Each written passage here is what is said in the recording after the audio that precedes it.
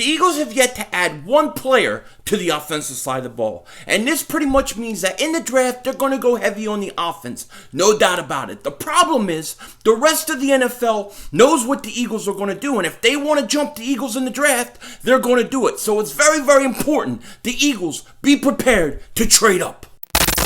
Still the cowboy, Mr. McLean. You Americans are all alike. But this time, John Wayne doesn't walk into the sunset with Grace Kelly. Scary Cooper, asshole!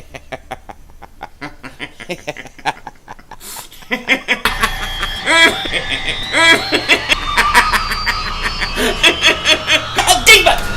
Oh, shit! Oh, shit! That was crazy! Happy trails, Hans. Dallas still stinks. Everybody doing? King Dingbat here, and I hope everybody's having a great day. Hope you guys are doing well. You know, this has been such a weird time, a weird free agency for the Philadelphia Eagles. And I'm not even talking about the fact that we're all stuck at home because of the virus situation and all that.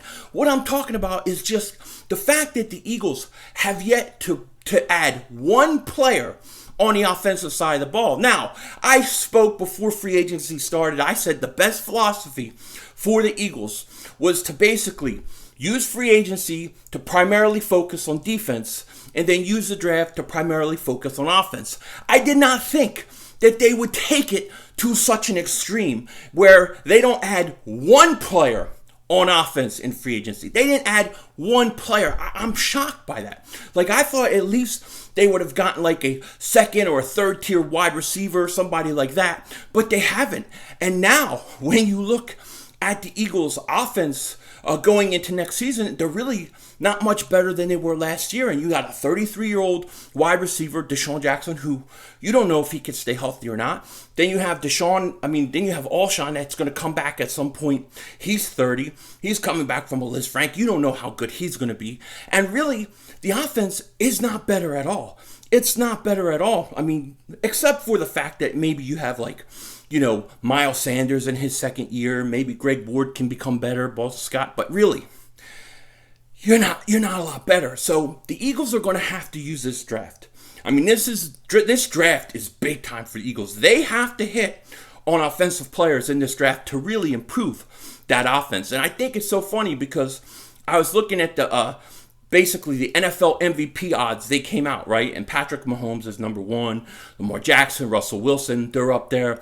And Carson Wentz was tied for 6. He was plus 2,000, okay? He was tied with Tom Brady, Dak Prescott, and I want to say Deshaun Watson. I think those guys were all tied at 6 with Carson Wentz. And I'm thinking to myself, what weapons does Carson Wentz have to even be the 6th best odds to winning the MVP? Now, plus 2,000, I'm probably going to put $50 on it, something like that, just in case.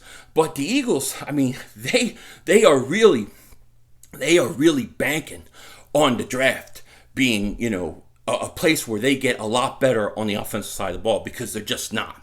They're not good enough what they have right now. They're not good enough. They're not explosive enough. They're not able to get chunk yards, even if Deshaun Jackson is healthy. I only think that helps you so much because he's 33 years old. It's very hard for me to put all my eggs in one basket of a 33-year-old wide receiver, okay? So I think the Eagles, they're relying on a great draft, and I think they're relying on going after wide receivers early. I think they're going to get 2 wide receivers in the first 3 rounds. One of them, they want to be a starter right away. Now, here's the thing. This is what worries me about the whole thing, okay? If the Eagles think, hey, we're sitting at 21, we're in a great position, we don't have to worry about anything, we're going to get a receiver that we like that falls to us. Sorry, getting cold, sick or something, maybe I get the virus, who knows? I don't want to say the name, because if I say the name, then YouTube flags it. So I try not to say the name, but can't stop coughing. What are you going to do? You know what I mean? But Anyways, what the hell was I saying? Oh, if the Eagles are at 21 and they're basically saying, yeah, we're gonna get a good receiver no matter how it falls, I think that's very dangerous because there are teams behind you. What if Minnesota wants a receiver? What if some of these other teams behind you want a wide receiver and they know you're going to get a receiver? Okay, they know that's what you want to do. If you sit there and just fiddle your thumbs, double moonwalking around your building, wherever the hell you're at, you're going to be in trouble. You have to be aggressive. You have to know who you want and go get them. This is the same argument I've been making all off season about the Eagles need to try to trade up for a top 3 wide receiver. And and the more I think about it, especially after seeing what the Eagles have done in free agency on the offensive side of the ball, I don't think you have a choice. And this is one of the reasons why, as much as, I would like to have Yannick Ngakoue, I tell people there's no way in hell I'm trading my 2020 first round pick. You need that pick. And matter of fact, you need most of your 2020 picks because you got to move up. I'm telling you, I think back to when the Eagles wanted Brandon Cooks, right? They wanted Brandon Cooks, what was it, the 2014 draft, something like that? Everybody in the world knew that they wanted Brandon Cooks. So what did New Orleans do? They jumped them, and the Eagles were just sitting there, waiting, thinking he's going to fall. The Saints go up, they jump him, okay, and they take him. Then the Eagles are saying, oh, well, what are we going to do? We're going to take our second guy, Clinton Dix. And they just sit there and they wait, and Green Bay takes Clinton Dix. Everybody knows the Eagles are going after a wide receiver. And look, if you come away with one of the top 3 wide receivers, that's Lamb, Judy, Ruggs, brilliant. That's brilliant. But if you come away with Denzel Mims and Justin Jefferson, that's not that bad either. However, those top 3 guys go off quick. There's always a possibility that Jefferson, somebody like that, somebody takes him 19, 18, 20, and he goes before. It's possible 4 of those receivers could be off the board before the Eagles pick, before it even gets to the 20th slot. Now, let's say you have the Denzel Mims is the next guy, and a team knows that's who you're going to get. They're going to come and jump you, okay? And they're going to take him. Now, you may say, well, I like T. Higgins. He's pretty good. Well, I think T. Higgins is going to be pretty good too.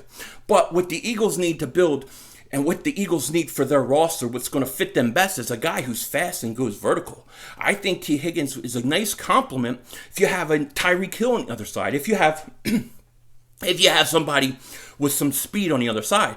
But if you just have a 33-year-old Deshaun Jackson, that's not enough. Because it may work for 1 year, but it's not going to work in year 2. Not going to work in year 3. Now you could take T. Higgins at 21.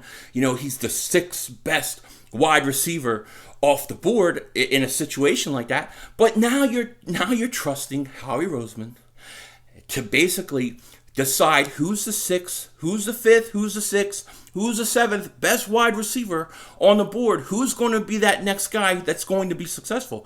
You're putting your faith in a guy that over the last 10 years cannot pick a wide receiver.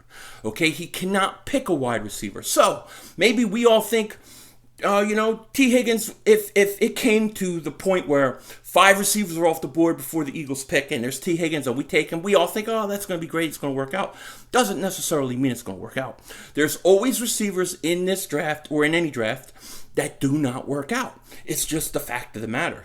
Okay, you have to have a general manager. You have to have somebody who's going to pick the right guy. And we, through history, through doing it year in and year out, has shown he cannot do it.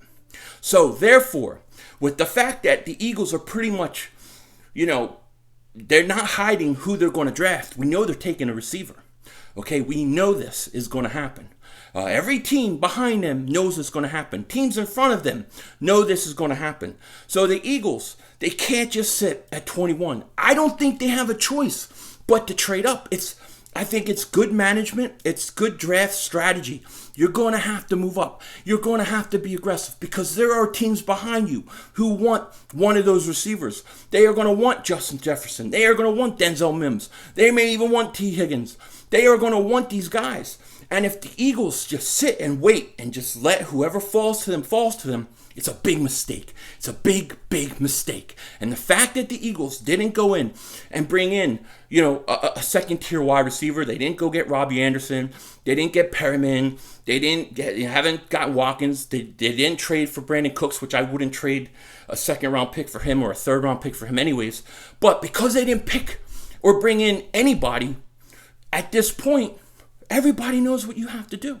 So everybody's going to be looking to jump you or get past you that needs a receiver. The Eagles have to be aggressive. And the fact that they've handled free agency to this level, I mean, they did the plan I want. They went primarily defense in free agency, and they're going to go primarily offense in the draft. It's just I didn't think it would be this extreme. I thought you would have added like one wide receiver, maybe an offensive lineman, somebody like that. They haven't done any of that. Because of that, because they haven't yet to address offense at all, they have to be super aggressive. And to me, this is more proof and more reason why the Eagles have to trade up into 13, 14. They have to trade up to get a top 3 wide receiver. They got to do it, okay? Now, I'm going to tell you what. I like Justin Jefferson. I think he's going to be pretty good. But I now have him as my 5th best receiver. I've switched. My top 3 is Lamb, Judy, Ruggs. Denzel Mims is now my 4th because the more I watch him, the more I like him, the more I think he has the size that Doug Peterson likes, but he's also got speed to get deep. So he's my 4th. Jefferson's my 5th. And then T. Higgins is my 6th. And T. Higgins, I feel like I know he's going to be a good receiver. And I just wish the Eagles had a faster receiving core so he would be a better fit for them. But look, my point of this video is that because of the Eagles' actions in free agency, and because they haven't addressed offense, this is even more of a clue, and this is even more of a reason why they have to be aggressive in the draft and go up and get a top 3 wide receiver. Because teams behind them are going to be looking to snag one of those receivers from them, and we can't allow that to happen. Let me know your thoughts in the comment section. With that said, take care. Talk to you later. Don't be a dingbat, and I will be streaming tomorrow, so please, if you haven't, hit the subscribe button, ring that little dingbat bell, and I'll see you tomorrow, and you'll know when exactly I'm going live. With that said, take care again, talk to you later, all that stuff, and don't be a dingbat.